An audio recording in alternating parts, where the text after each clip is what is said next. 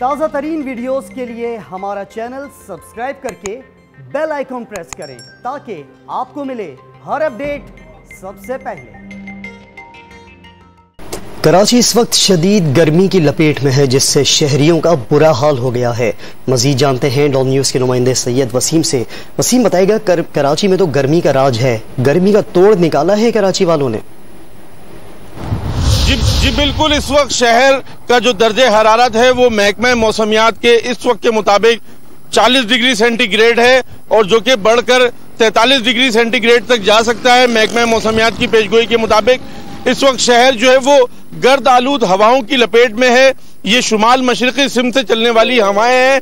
इस वक्त जो शहर का दर्जा हरारत इंक्रीज हो रहा है, महकमा मौसमियात का ये कहना है कि इसकी एक बड़ी वजह जो समंदरी तूफान है उसके गिर्द चलने वाली 140 किलोमीटर फी घंटा की रफ्तार से जो हवाएं हैं, और वो हवाएं इस वक्त समंदर के अंदर जो सिस्टम है तूफान का उसके गिर्द मौजूद है।